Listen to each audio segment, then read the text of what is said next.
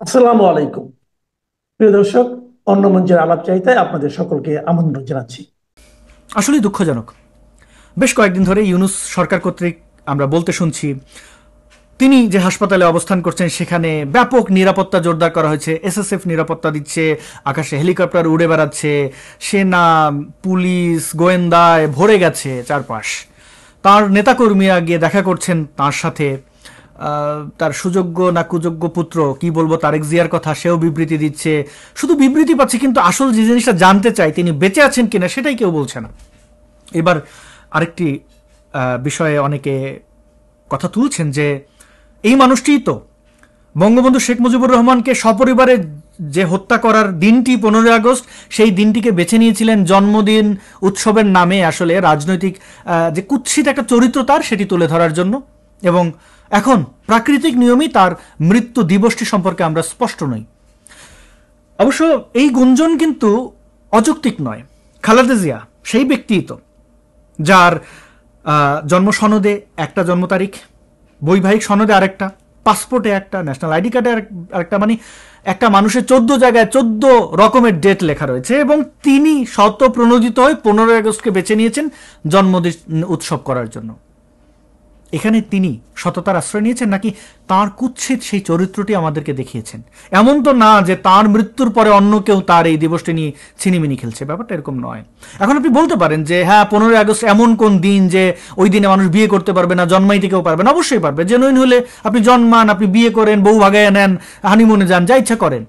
কিন্তু কথা হচ্ছে একটা মানুষের 14 জায়গায় 14 দিন জন্ম তারিখ কেন হবে? হ্যাঁ, আপনি বলবেন বাংলাদেশে তো এগুলো বুলটুল হয়, দপ্তরের এই উদাসীনতার কারণে কারোর জাতীয় জন্মদিন হয়ে যায়, অর্থাৎ জানুয়ারি 1, মানে 1 তারিখ জানুয়ারির, বা স্কুলে এরকম সার্টিফিকেটসে এক ধরনের জন্মদিন, ন্যাশনাল আইডি কার্ড অন্য, বা এটা হইতে পারে একটা দুইটা জায়গায় একটু ভিন্ন।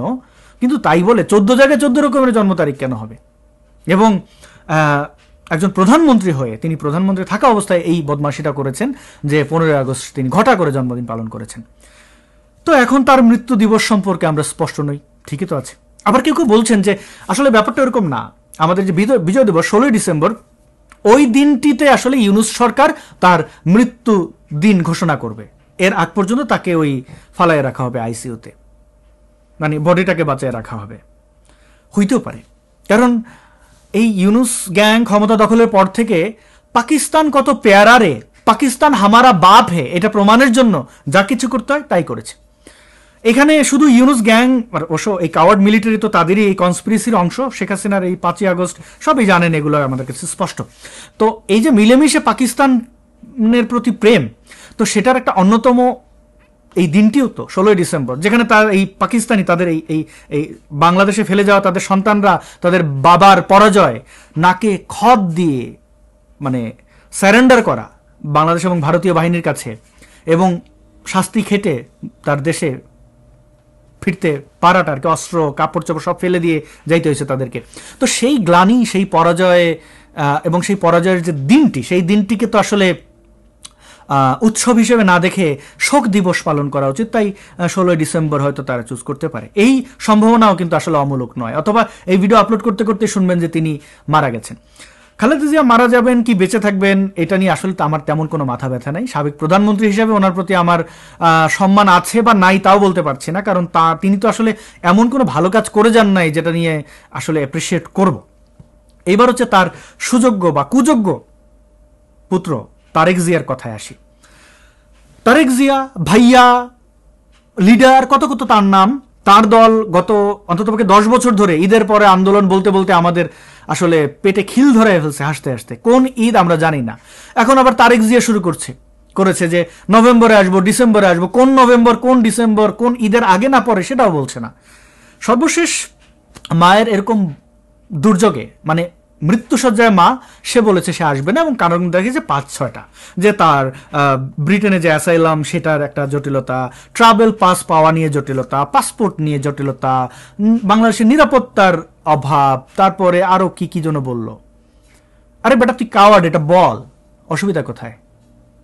এটা তো বাংলাদেশের সবাই জানে, তোর দলের লোকজনও জানে। এমন কি করছেন তারেক জিয়া আপনি বাংলাদেশে বৈশা যে আপনি এখন আসার সাহস পাচ্ছেন না? আপনি না নেতা? হ্যাঁ, কি করছেন? আপনার এনিমিকে রাশিয়া, ভারত, আমেরিকা, নাকি এই ধরনের চায়না, রাশিয়া, আমেরিকার মদতপুষ্ট হয়ে তারা আপনাকে নিশ্চিত করবে যে যাও খোকা, তোমার কেউ টিকিটাও ছোবে না, এরকম নিশ্চয়তা নিয়ে দেশে আসতে হবে? কি ব্যাপারটা কি? শেখ হাসিনারে গ্রেনেড মারছিলেন, ভয় আপনারা কেউ না মাইরে দেয়। চোর তো অন্যরে চোরই মনে করবে। 10 ট্রাক অস্ত্র সাপ্লাই দিছিলেন ভারতের মধ্যে অশান্তি সৃষ্টি করার জন্য, সেখানে ভয়টা কোথায়? নাকি মিলিটারির সাথে আকাম কুকাম করছেন, মাজা ভেঙে দিল কেন মিলিটারি? ওটা তো শেখ হাসিনার আমল ছিল না, ওটা তো এই ফখরুদ্দিন মঈনুদ্দিনের আমল ছিল। আপনার মাজা ভাঙছে কেন? আপনি এত ভালো মানুষ, আপনার মাজা ভাঙে কেন? কাহিনীটা কি রে ভাই? আপনি না নেতা? অনলাইনে আর কতদিন? আসেন, দেশে আসেন। মানে একটা মানুষ কতটা ব্যর্থ হইলে পরে তার দল ক্ষমতায়, কেন এই স্বরাষ্ট্র উপদেষ্টা থেকে শুরু করে উপদেষ্টা প্যানেলের তো বেশিরভাগই বিএনপির, মানে তাদের গ্রিন সিগন্যাল বা পজিটিভ ইয়ে থেকে তারা ওইখানে ওই চেয়ারগুলো দখল করেছে, তাই না? তো আপনার দল ক্ষমতায় যে বিএনপি, সেটা বোঝার জন্য আর কি লাগে? বিএনপি জামাত ক্ষমতায় না, মানে একটা দল তারা নির্বাচিত হয় না এখনো, আচ্ছা লামসাম যদুমধুর মতো আছে, তারা চাঁদাবাজি করতে পারে, সব জায়গায় যে মাস্তানি করে বেড়াতে পারে, তার দলের লিডার বাংলাদেশে আসার সাহস পায় না। কি করছেন তারেক জিয়া? আপনি করছেনটা কি? একটু ভাবেন, করছেন তো কিছু না কিছু। আপনি জানেন, আমরাও কিছুটা অনুভব করতে পারি। এইভাবে রাজনীতি করবেন? এবং দেখেন, এই কাওয়ার্ডগুলো সবগুলো কিন্তু রসুনের কোয়ার মতো এক জায়গায়। পিনাকির দিকে তাকান, ও বাংলাদেশে কালাজ্বরের জাল ওষুধ খাওয়াইয়া প্রায় 300 শিশু হত্যা করছে। তারপরে ওই জায়গায় ও বিচারের সম্মুখীন হবে, তাই পালাইয়া গেছে ভারতে। ভারতে পালাইয়া যে রয়ের মদদে বা কার মদদে জানি না, সে ভারতের জাল পাসপোর্ট বানাইছে, বানায় ওটা নিয়ে থাইল্যান্ড গেছে, ওইখান থেকে ফ্রান্স যেয়ে ওইখানে বসে চিৎকার করে, ওইখানে বসে ধানমন্ডির 32 নম্বর ভাঙায়। এর বাড়ি ওই নারীরে নিয়ে, মানে এমন কোনো ব্যক্তি নাই যাদের নিয়ে বিষাদগার করে না। তো ওই পিনাকি আসে না কেন? কারণ একই, ওর ওই হ্যাডাম নাই, ওর এমনিতেও তো জিনিসপত্র নিয়ে বিতর্ক আছে, তো ওর গলা শুকিয়ে যায় বাংলাদেশের কথা শুনলে। সে না আবার স্টেক হোল্ডার আবু তালেব, এত বড় তালেবর, এতদিনে ফ্রান্স থেকে আসতে পারে, অথচ আমাদের ভাই ব্রাদার যারা ফ্রান্স থাকে, আমেরিকা থাকে, লন্ডন থাকে, অ্যাসাইলাম ক্লেম করে, তারা ভারতে ঢুকে বাংলাদেশে ঢোকে, মানে ওই বুঝেন তো, বিয়ে শাদী করার জন্য বিভিন্নভাবে আসে। এই লিডারদের হ্যাডাম হয় না। তুই যেভাবে ভারতে পালাইয়া গিয়া পাসপোর্ট বানাইয়া ফ্রান্স গেছো, ওইভাবে ভারতে পালাইয়া আবার যা, ওইখান থেকে বর্ডার ক্রস করে বাংলাদেশে ঢুকে বল ইনকিলাব জিন্দাবাদ, দেখ তোরে সায়দাবাদ কেমনি করে দেয়। মানুষের ক্ষতি, এই ধ্বংস কইরা দেশে ফিরতে তো হ্যাডাম লাগবে। ফখরুল ইসলাম আলমগীরের একটা বেয়াদব জামাই আছে না, যে একটা শব্দকে খুব নর্মাল করার চেষ্টা করেছে গত 10 বছর ধরে, ভিডিও তৈরি করে দাঁত চিপে চেপে, ওরে বিহারির বাচ্চা অনেকে বলে, আমি জানি না ওর জন্ম পরিচয় কি। এই যে মাদার চ দিয়ে একটা শব্দ আছে না, আমি এই শব্দগুলো আর ব্যবহার করব না, সিদ্ধান্ত নিয়েছি। তো মা চ এগুলোই ছিল তার ভাষা, যাকে তাকে এরকম এই শব্দগুলো ব্যবহার করেছে। আর একটা আছে না কি, সাউয়া সা দিয়ে কি একটা নাম, হাদি, এই ধরনের পোলাপান। মানে আপনি দেখেন, ওই ফখরুলের জামাই, ওরও হ্যাডাম নাই বাংলাদেশে আসার, ওই আইসা চিপা চেপা, তুই এখন দেশে তোদের সরকার ক্ষমতায়, রাজনীতি কর, আকাম করবা, আবার দেশেও আসবা না, আবার বড় বড় কথা বলবা, এগুলা কেন? এই জুলকারনাইন সাহের দেখেন না, বিশাল সাংবাদিক, অল দ্য প্রাইম মিনিস্টার্স মেনে কি হয়েছে, হুইসেল ব্লোয়ার। কই ব্লো কি দাও এখন ব্লো, মানে হুইসেল কই তোমার? আসো বাংলাদেশে, আসবা না কেন? তোমরা না নেতা, মানুষকে উস্কানি দাও, ক্ষতি করো। আবার ওই নেত্রলাল ফেত্রলাল, কত লাল দেখলাম এসে নাটক ফাটক করে গাট্টি বস্তা গোটায় চলে যায়। আরো দেখবেন এই যে বাংলাদেশে যেগুলো, এই যে সায়ান টায়ান, এই কি বাদন টাদন, আসমান কাপা, ওই কোন খাট কাপা, কি কাপা কাপি, সবগুলো সব পালাবে, জীবনে কাউকে মুখ দেখাবে না, কারণ তারা ক্ষমতায় থেকেই বাংলাদেশে ফিরতে পারেনি। তার এক্সার কথা বলছে। এখন আপনি বলবেন যে ও মা তুমি তো পালাইয়া গেছো, আমি পালাইয়া যাই নাই রে ভাই, আমি পালাইয়া যাই নাই।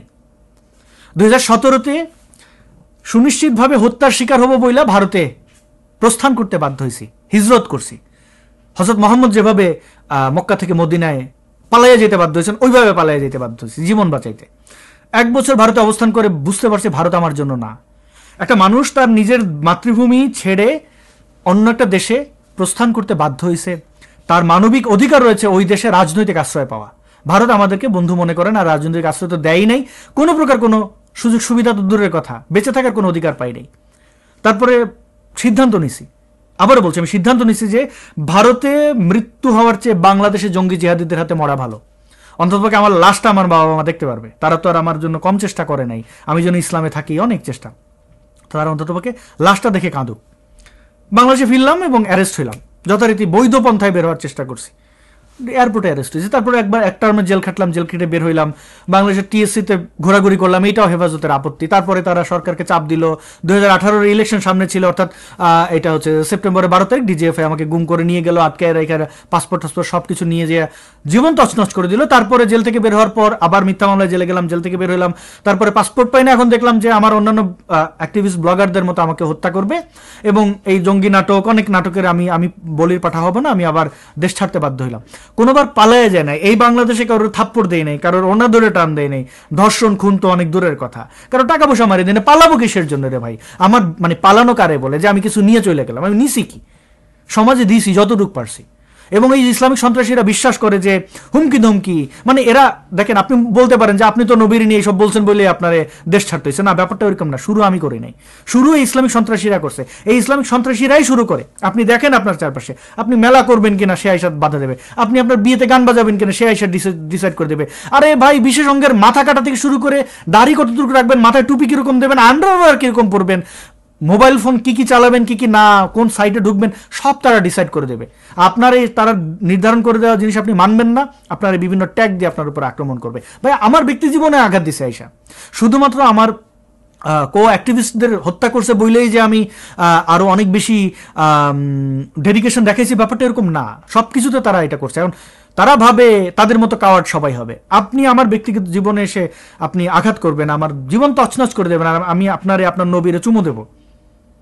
এই গত 10 বছরে অ্যাক্টিভিজমে কি পারছেন কিছু করতে? পারেন নাই। যাই হোক, পালাই নাই, এটা হচ্ছে সোজা কথা। এই ধর্মীয় সন্ত্রাসীদের মধ্যে থেকে মরে যাওয়ার পক্ষে আমি না, কারণ আমাকে অনেক কিছু করতে হবে, আমি করেছি, করব। তো সবাইয়ের সব কিছু তুলনা দেওয়া উচিত না। আমি জানি এই প্রসঙ্গটা না আনলেও চলতো, কিন্তু আপনারা এটা বলবেন। দেখেন ভাই, আমি অ্যাক্টিভিস্ট, রাজনৈতিক কোনো ক্ষমতার স্বাদ কোনোদিন নেই নাই। অ্যাক্টিভিজম করে কারো কাছ থেকে চাঁদাবাজি করি নাই, যেটা ইলিয়াস পিনাকি এরা করে এবং এরা দেশ থেকে পালাই রয়েছে। আমি এরকম কাজ জীবনে করি নাই, কোনোদিন করবো না, কোনো ফৌজদারি অপরাধ করি নাই। সুতরাং দেশে আমি ফিরবো। কবে ফিরবো? আমাদের অনুকূলের সরকার। অনুকূলের সরকার মানে কি? আমাকে আলাদা খাতির করতে হবে না। এই দেশ যে কারণে স্বাধীন হয়েছে, মুক্তিযুদ্ধ, কি কারণে? সকল মতের, সকল বর্ণের, সকল জাতিগোষ্ঠী এই দেশে বসবাস করবে, তাই তো? মুক্তিযুদ্ধ আমাকে রাইটস দেয় আমি ধর্মবিশ্বাস না করে বাংলাদেশে থাকার। মুক্তিযুদ্ধ এই দেশের আইন, সংবিধান আমাকে রাইটস দেয়, কিন্তু সংবিধান, আইন, আমার সেই রাইটস তারা রক্ষা করতে পারে নাই। ফলে ইসলামিস্টরা এসে আঘাত দিছে, তাদেরকেও আমি ভার্বালি আঘাত দিছি, তাদের ফান্ডামেন্টাল বিশ্বাসে আঘাত দিছি।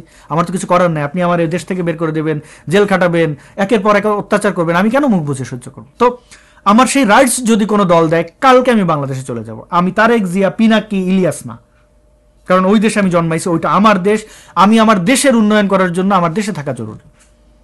এখন সময় বলে দেবে, নিশ্চয়ই বাংলাদেশে ফিরবো, অবশ্যই ফিরবো। কিন্তু আফসোস হইতেছে এই যে বীরদের সাহস দেখে, মানে এত কথা বলো, দেশে যাওয়ার হ্যাডাম রাখো না, কেন রাখো না? ঝুঁকিটা কোথায়? তারেক জিয়ার ঝুঁকি কোথায় আপনি দেখেন। তাদের বললাম তো, তাদের দল ক্ষমতায়, মিলিটারি তাদের অনুকূলে, সব কিছু অনুকূলে। তারেক জিয়ার সাথে যে ইউনুস পারলে ওইখানে এই কোমরের মধ্যে এরকম হাত দুটো দিয়ে এরকম ধরে না, মানে দুটো হাতকেই ধরে। তো কত আপন তুমি আমার, কত যে আপন। তো ইউনুসের গ্যাং, ওই যে এনসিপির সন্ত্রাসী বাহিনী, অন্যান্য চক্রান্তকারী, এদেরকে তো একটু ব্ল্যাঙ্ক চেক দিলেই, মানে ব্ল্যাঙ্ক চেক মানে সেফ এক্সিট। তারা তো তারেক জিয়ারকে সকাল বিকাল যে হাত পা টিপে দেবে, তো দেবে না। এই হচ্ছে তারেক জিয়ার হ্যাডাম। এবং শেখ হাসিনার 5ই আগস্টের ক্ষমতা পতনের পর আমি দুঃখ পেয়েছি, আমি খুশি হইনি। এবং এখন আরও বেশি ব্যাপারটা নিয়ে সিরিয়াস আমি। এবং শেখ হাসিনাকে বলি যে আপনি 5 আগস্টের পর যা কিছু হারাইছেন, কয়েকটা জিনিস পাইছেন। আপনার জীবনের সবচেয়ে বড় পাওয়া হচ্ছে আপনার জীবন, আপনি বেঁচে আছেন। আপনার উপরে বঙ্গবন্ধু হত্যার পরে কয়েকবার অ্যাটেম্প নেওয়া হয়েছে, 16-17 বার টার্গেট করেছে আপনাকে হত্যার জন্য। সবচেয়ে ভয়াবহ ছিল 21শে আগস্ট, এগুলো আমাদের সামনে লাইভ দেখা। তো তারপর আপনি বেঁচে আছেন। এমনকি এই সকল বিপ্লব, 5ই আগস্ট আপনার হত্যার একদম চূড়ান্ত, মানে এই হত্যা যে আপনাকে করতেই হবে তার পর তো আমেরিকাও তৈরি করছিল, তো সেখান থেকে আপনি বাঁচছেন। আপনি অনেক আনন্দিত থাকেন আপনার জীবন নিয়ে যে আপনি বেঁচে আছেন, এবং এটা আমাদের জন্য স্বস্তির খবর, আপনি বেঁচে আছেন। এরপরে যদি কোনো কিছু আপনি মনে করেন আপনার অ্যাচিভমেন্ট বা আপনি পাইছেন কোনো কিছু না করে। তার মধ্যে অন্যতম হইতে পারে খালেদা জিয়া এখনো আপনার আমলে মারা যায় নাই। কারণ শেখ হাসিনা ক্ষমতা থাকা অবস্থায় এদের কান্নাকাটি করতে দেখেছি যে খালেদা জিয়াকে বিদেশে যেতে দিচ্ছে না, কত বড় মানবাধিকার লঙ্ঘন হচ্ছে এই সেই। এখন না, এই কয়দিন আগে খালেদা জিয়া সেনাগুঞ্জ থেকে ঘুরে আসলেন, এবং অনেকেই বলছে সেনাগুঞ্জে গেছে, ওইখানে তার পয়জন ঢুকাই দিয়েছে শরীরের মধ্যে, যে কারণে সে এখন চিত হয়ে পড়ছে। হইতেও পারে, না হইতে পারে, আমার কাছে কনক্রিট কোনো এভিডেন্স নাই। হাইপোথেটিক্যাল কথাবার্তা আমি যাব না। বাস্তবতা হচ্ছে যে খালেদা জিয়া সেনাকুঞ্জে যাইতে পারেন, তার চিকিৎসার জন্য বিদেশে নিয়ে গেলেন না কেন তারেক? মাকে পাশে রাখেন, এই শেষ সময় আপনি পাশে রাখবেন না? আমার তো সেই সামর্থ্য নাই, থাকলে আর আমার মা যদি আমার এই ধর্মীয় অবিশ্বাস মেনে নিতেন, আমি মায়ের পাশাপাশিই থাকতাম। তো আপনি তো সেটা করলেন না। এবং শেখ হাসিনা তো বেঁচে গেছেন এরকম একটা অপবাদ থেকে, নইলে এখন এই অসুস্থ তো সবাই বলা বলি করতো, বুদ্ধিজীবী থেকে শুরু করে টুদ্দিজীবী, টুপিওয়ালা থেকে শুরু করে ধুতিওয়ালা, সবাই বলতো যে আর হাসিনা মাইরে বলছে খালেদা জিয়ারে, এখন অ্যাকুরিয়ামে বা মমি করে রেখে দিছে। এই অপবাদ থেকে শেখ হাসিনা আপনি বেঁচে গেছেন, এইটা আজীবনের অপবাদ, যেটা আপনি কোনোদিন মুছতে পারতেন না। আপনার বিরুদ্ধে আরো অনেক অপবাদ ছিল, গুম টুম, যদিও আমি গুমের শিকার হয়েছি অল্প সময়ের জন্য, গুম যে আপনি করছেন এটাও সত্য, কিন্তু যেগুলো দেখানো হয়েছে আয়নাঘর ফায়নাঘর, এই যে এই যে এই যে রাবিশ জিনিসপত্র, সেখান থেকে আমি আরো অনেক কিছু জিনিস স্পষ্ট হয়েছি। আপনি মানুষকে হত্যা করতে বলছেন, সেই কল রেকর্ডও আমি সুলতানুর রহমানের সেই পর্বটি আপনারা অনেকেই দেখেছেন, রিপোর্টটি, যেখানে দেখা যাচ্ছে যে আসলে শেখ হাসিনা বলছেন যে আমি মানুষ মেরে ক্ষমতায় থাকবো না। অনেক কিছু শুনছি আপনার ব্যাপারে, অনেক কিছু দেখলাম। এই জীবনে অনেক কিছু দেখতে হবে, তো আমরা চলুন একসাথে দেখি। দর্শক, ডিসেম্বরের হিমেল বাতাস বইতে শুরু করেছে ঠিকই, কিন্তু 2.5 মাস পরে যে একটা ইতিহাস সেরা এবং উৎসব মুখর নির্বাচন হতে চলেছে বলে অধ্যাপক ইউনূস দাবি করছেন, তার ছিটে ফোঁটাও কোথাও নেই। সরকারের দাবি অনুযায়ী আগামী ফেব্রুয়ারির প্রথমার্ধে নাকি বাংলাদেশ একেবারে ইতিহাস করতে চলেছে, কিন্তু আপনি বাইরে বের হয়ে দেখুন, নির্বাচনী আমেজ একদমই শূন্য। এই জন্য বিয়ে ঠিক হয়ে আছে, তবে বর ও কনের পাত্তা নেই। অধ্যাপক ইউনূস যখন ক্যান্টনমেন্টের ভিতরে গিয়ে 3রা ডিসেম্বর আরো একবার ফেব্রুয়ারিতে ঐতিহাসিক নির্বাচনের সুর তুললেন, ঠিক সে সময় নির্বাচন কমিশনে গিয়ে তফসিল পেছানোর পরোক্ষ দাবি তুলেছে কিংস পার্টি হিসেবে পরিচিত এনসিপি। আবার ঐতিহাসিক নির্বাচনের আয়োজনকে আদালতের দোরগোড়ায় নিয়ে যাওয়া হয়েছে একই দিনে। ত্রয়োদশ জাতীয় সংসদ নির্বাচনের সব কার্যক্রম স্থগিত চেয়ে রিট হয়েছে হাইকোর্টে। সাথে আছে আরও চমক, ডক্টর ইউনূসের নেতৃত্বে অন্তর্বর্তী সরকারের শপথ ও গঠনের বিরুদ্ধে আপিল আবেদন নিয়ে রায়ের তারিখ একদিন পরে। নির্বাচন কমিশনের তৎপরতা এখন আটকে আছে কিছু ভোট গ্রহণের ট্রায়ালে। সেই ট্রায়ালের দৃশ্যগুলো কিন্তু আবার হাস্যকর। ধরে আনা ভোটাররা বলছেন কিছু না বুঝিয়ে নাকি তারা গণভোটের ব্যালটে সিল মারছেন। এই যে ডামি ভোটের দৃশ্য, এটাই পরিষ্কার করে দিচ্ছে যে দিল্লি এখনো বহু দূরে। সেটাকে আরো দূরে নিয়ে যেতে এনসিপির ইসিতে গিয়ে কৌশলী বার্তা দিয়ে আসা, সাথে আদালতে রিট করে ইসির ডামি ভোটের খেলা বন্ধ করতে চাওয়া, ইতিহাসের সেরা নির্বাচনের গানে তালহারা সুর শুরু হয়েছে। এর মধ্যে বেগম খালেদা জিয়ার অসুস্থতা এবং তারেক রহমানের দেশে না আসা নিয়ে প্রতিদিন বাড়ছে গুজবের ডানপালা। অধ্যাপক ইউনূসের নেতৃত্বে অন্তর্বর্তী সরকার যখন ক্ষমতায় আসে, তখন তাদের মূল ফোকাস কিন্তু নির্বাচন ছিল না। নির্বাচনের কথা শুনলেই সরকারের পারিষদেরা চটে যেতেন। তাদের প্রধান লক্ষ্য ছিল সংস্কার, তারপর আওয়ামী লীগ নেতৃত্বের বিচার, আর সবশেষ প্রায়োরিটি ছিল নির্বাচন। এমনকি প্রধান উপদেষ্টা ডক্টর মোহাম্মদ ইউনূস তো সাক্ষাৎকারের দাবি করে বসেছিলেন দেশের অনেকে তাকে 5 থেকে 10 বছর, এমনকি 50 বছর পর্যন্ত ক্ষমতায় দেখতে চায়। কিন্তু দর্শক, সময় কারোর জন্য অপেক্ষা করে না। সময়ের সঙ্গে সঙ্গে বিএনপি নির্বাচনের ব্যাপারে চাপ বাড়াতে থাকে। শেষ পর্যন্ত গত জুনে লন্ডন বৈঠক শেষে আগামী ফেব্রুয়ারিতে নির্বাচনের সরকারি ঘোষণা আসে, কিন্তু সেই নির্বাচন কিভাবে হবে, কাদের নিয়ে হবে, কেমন হবে, এসব অনেক বিষয়ের সমাধান এখনো হয়নি।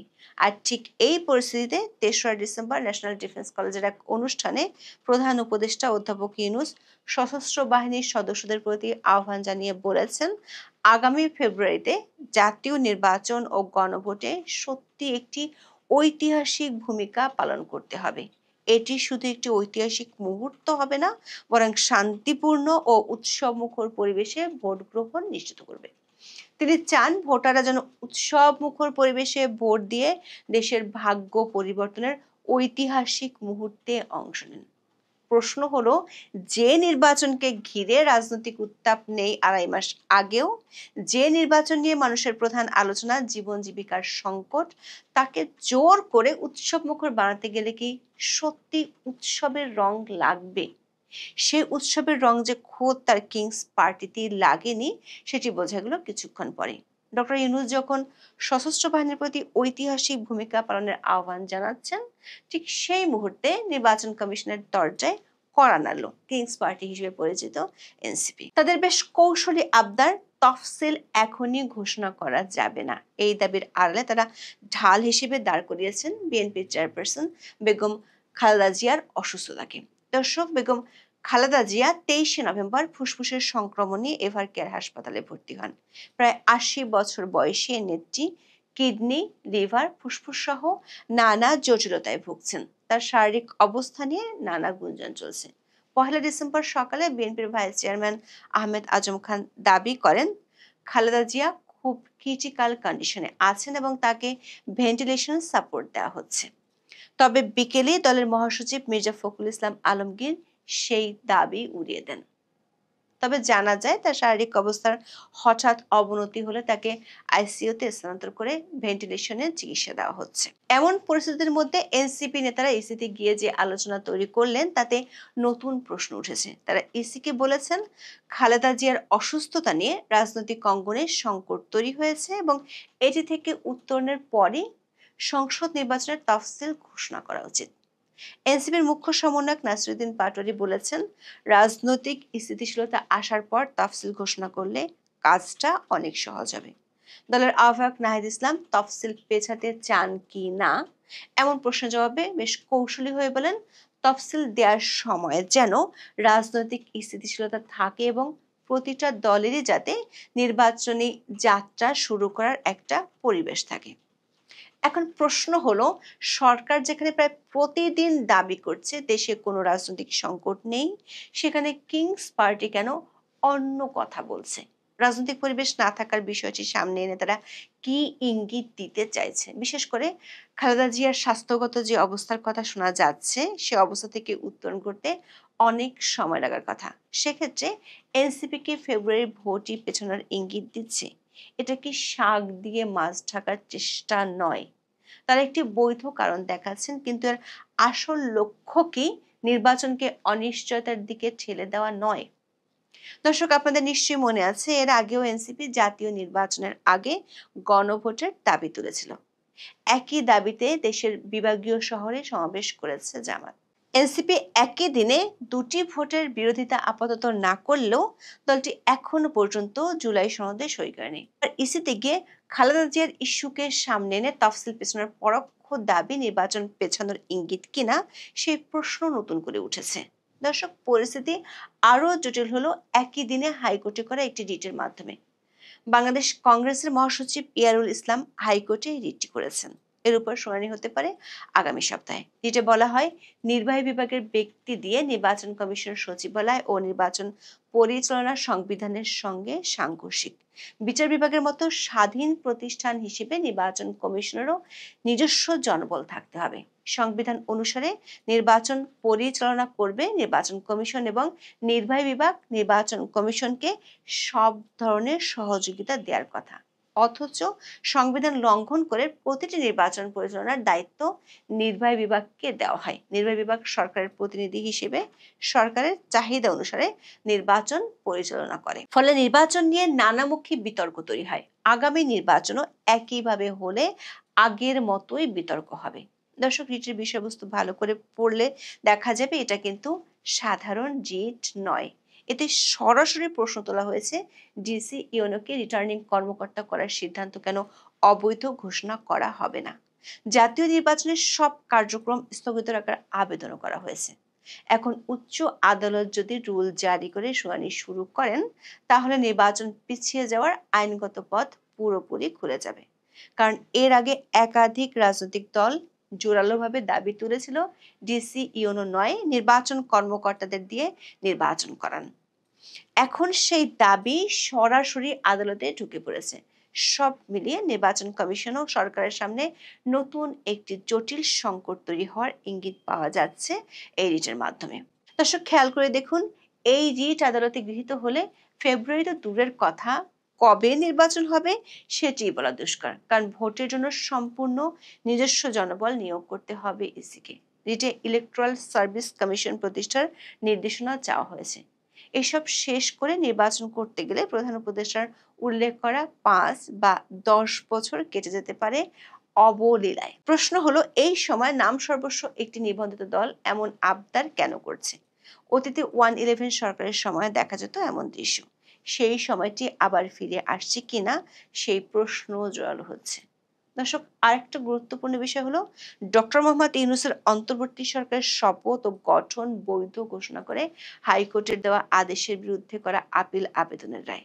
প্রধান বিচারপতি সৈয়দ রেফাত আহমেদ সহ 7 বিচারকের পূর্ণাঙ্গ আপিল বেঞ্চ 4 ডিসেম্বর এই রায় দেবেন। আপনারা জানেন, অন্তর্বর্তী সরকার গঠিত হয়েছিল সুপ্রিম কোর্টের আপিল বিভাগের মতামত বা স্পেশাল রেফারেন্সের ভিত্তিতে। পরে আইনজীবী মহসিন রশিদ সেই রেফারেন্সের বৈধতা চ্যালেঞ্জ করে রিট করেন, যা হাইকোর্ট খারিজ করে দিয়েছিল। হাইকোর্ট তখন বলেছিল, অধ্যাপক ইউনূসের নেতৃত্বাধীন অন্তর্বর্তী সরকার আইন মেনে জনগণের ইচ্ছার প্রতিফলন হিসেবে গঠিত হয়েছে। যদিও আদালত সংশ্লিষ্টরা মনে করছেন আপিল বিভাগের রায় কি হতে যাচ্ছে সে বিষয়ে চমকের সুযোগ কম। তবে নানা অঘটনের ঘন ঘটায় এটিও একটি নজর রাখার মতো বিষয়, কারণ এটি সরাসরি সরকার আইনি ভিত্তি নিয়ে প্রশ্ন তোলে। দর্শক, একদিকে প্রধান উপদেষ্টা বলছেন সশস্ত্র বাহিনীকে নিয়ে ঐতিহাসিক উৎসব মুখর নির্বাচন করতে হবে, অন্যদিকে কিংস পার্টি এসে বলছে পরিবেশ ভালো নেই, তফসিল পেছাও। তার সাথে হাইকোর্টে রিট হয়েছে, যা পুরো নির্বাচনী কাঠামোকে স্থগিত করে দেওয়ার ক্ষমতা রাখে। আর তার পাশাপাশি সরকারের বৈধতা নিয়ে মামলা লড়া যায় কি না তা নিয়ে আপিল বিভাগের রায় আসছে। সব মিলিয়ে যে নির্বাচনটি হওয়ার কথা ছিল ইতিহাস সেরা, সেই নির্বাচনের মাত্র 2.5 মাস আগেও কেন এতটা অস্পষ্টতা? কেনই বা নির্বাচন কমিশনের তেমন কোনো দৃশ্যমান তৎপরতা নেই? মনে হচ্ছে কেউ যেন হাতের লক্ষ্মী পায়ে ঠেলতে আড়াল থেকে চাল দিচ্ছে। একটি নির্বাচনের মাধ্যমে রাজনৈতিক স্থিতিশীলতা আনার সুযোগ থাকা সত্ত্বেও অভ্যন্তরীণ জটিলতা, আইনি মারপ্যাচ এবং রাজনৈতিক কৌশলের কারণে সেই সুযোগ হাতছাড়া হতে চলেছে। এই পুরো পরিস্থিতি বলে দিচ্ছে ফেব্রুয়ারি নির্বাচনের রোডম্যাপ এখনো কুয়াশায় ঢাকা। কুয়াশা কবে কাটবে আর উৎসবের আলো কবে জ্বলবে সেটাই এখন দেখার বিষয়। তা এখন আজকে তারেক রহমান যে কথাটি বললেন, এতে বোঝা গেল আসলে এখানে আওয়ামী লীগ ছাড়াও আরো একটি পক্ষ আছে, যেই পক্ষটি তারেক রহমানকে দেশে যাক সেটা চায় না। সেটা আমেরিকাও হইতে পারে, কারণ আপনি জানেন বাংলাদেশের নাগরিকদের মধ্যে সর্বপ্রথম যার ভিসা নিষিদ্ধ, যাকে নিষিদ্ধ করেছে আমেরিকা, তিনি হচ্ছেন তারেক রহমান, আপনি জানেন। এবং ইউকিলিক্স তখন তারেক রহমান সম্পর্কে বিভিন্ন তথ্য প্রকাশ করে, সেখানে বলা হয়েছিল যে তারেক রহমান মানে আমেরিকার স্বার্থের জন্য, বাংলাদেশের জন্য এবং গণতন্ত্রের জন্য হুমকি, সুতরাং তাকে যেন কোন রকমের রাষ্ট্র ক্ষমতায় বসানো না হয়। পরবর্তীতে আর্মিরা 111 সরকার তার উপরে অনেক অত্যাচার নির্যাতন করেছে, অনেক মামলা হামলা আমরা দেখেছি। এখন শেষ পর্যন্ত এসে যেখানে দাঁড়িয়েছি, খালেদা জিয়ার 2টি সন্তানের একটি মারা গিয়েছে আপনারা জানেন মালয়েশিয়াতে, কিন্তু তারেক রহমান সাহেব কিন্তু এই ইউনূস সরকার ক্ষমতা আসার পর একটি বক্তৃতায় তিনি বলেছেন যে আমার পরিবার শেষ করে দিয়েছে আওয়ামী লীগ, আমার ভাইকে হত্যা করেছে, কিন্তু আমরা সবাই জানি তিনি মারা গিয়েছেন সিঙ্গাপুরে। সিঙ্গাপুরে না, মালয়েশিয়ায়। তো এখন যার কারণে এইসব কথা কিন্তু এখন আর বিশ্বাসযোগ্য জায়গায় থাকছে না যখন তিনি যাচ্ছেন না। তো ইতিমধ্যে আমরা কিন্তু বাংলাদেশে কিছু শোরগোল শুনছি, বেগম খালেদা জিয়া জীবন মৃত্যুর সন্ধিক্ষণে আছেন, বেঁচে আছেন নাকি লাইফ সাপোর্টে আছেন সেটা আমরা সঠিকভাবে বলতে পারছি না। কিন্তু তারেক রহমান তার একমাত্র পুত্র সন্তান বা একমাত্র সন্তান, তিনি এই সময়ে যখন তার সরকার নির্ভর করে বিএনপির ইচ্ছা অনিচ্ছার উপর, অর্থাৎ বিএনপি যদি না চায় তাহলে বাংলাদেশে এখনকার সরকার থাকতে পারবে না, কারণ আওয়ামী লীগ তাদেরকে চায় না। তো বিএনপিও না চাইলে 80% মানুষ যদি তাদেরকে না চায় তাহলে তারা থাকবে কিসের উপরে ভর করে? হয় আর্মির উপরে ভর করে থাকবে, না হয় জনগণের উপরে। তো জনগণ তো যদি বিএনপি বলে তাদের সাথে আছে, তাহলে নিশ্চয়ই তারেক রহমানের সাথে আছে। তো সেই অবস্থায় এখন যেটা দাঁড়ালো, দেখলাম এই অসুস্থ মায়ের পাশে যায় তারেক রহমানের পক্ষে দাঁড়ানো সম্ভব হয়নি। এখন তার মুমূর্ষ আপনি খেয়াল করে দেখেন, এখানে কয়েকটি বিষয় চলে এসছে। আরেকটা জিনিস হলো, খালেদা জিয়া অনেকদিন থেকেই হসপিটালে আসছেন যাচ্ছেন, অসুস্থ হচ্ছেন। ডক্টর ইউনূস 16 মাস পরে খালেদা জিয়াকে VVIP, very very important person হিসেবে ঘোষণা দিল।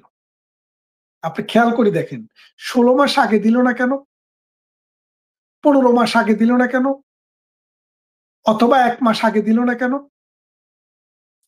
যখন এই ঘোষণাটি আসলো যে তিনি VVIP, very very important person, রাষ্ট্রীয়ভাবে, কখন আসলো? যখন আমরা তার মৃত্যুর গুঞ্জন শুনলাম।